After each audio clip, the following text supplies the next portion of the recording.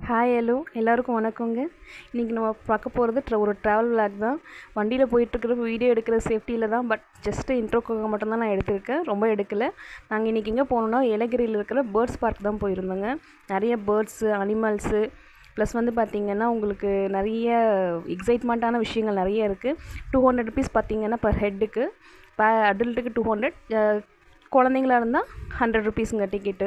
ஓகேங்களா. உள்ளே நிறைய அனிமல்ஸு லைக் டாகு, கேட்டு ப்ளஸ் வந்து பார்த்திங்கன்னா முயல், இந்த மாதிரி பார்த்திங்கன்னா எலிங்க நிறைய இருந்ததுங்க. அதே போல் பார்த்திங்கன்னா மலையாடுகள் சொல்லுவாங்க இல்லையா, மலை மேலே ஏற ஆடுங்கள்லாம் இருந்தது.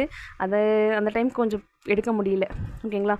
அதே போல் பார்த்திங்கன்னா ஈமு கோழி, ஒட்டகம் இது எல்லாமே இருந்ததுங்க. இருந்ததே ஹைலைட்டான விஷயங்கள் வந்து பார்த்திங்கன்னா பேர்ட்ஸ் தாங்க. நிறைய பறவைகள். அந்த பேர்ட்ஸ்க்கு வந்து பார்த்திங்கன்னா நம்மளே ஃபீட் பண்ண முடியும். அவங்க ஃபீட் நம்மளே கொடுக்குறாங்க. பட் நம்ம கையாலேயே அது பார்த்திங்கன்னா ஃபீட் பண்ணலாம். ப்ளஸ் வந்து பார்த்திங்கன்னா இது குட்டி குட்டியாக இருக்குது லவ் பேர்ட்ஸு, ப்ளஸ் வந்து பார்த்திங்கன்னா கலர் பேர்ட்ஸு.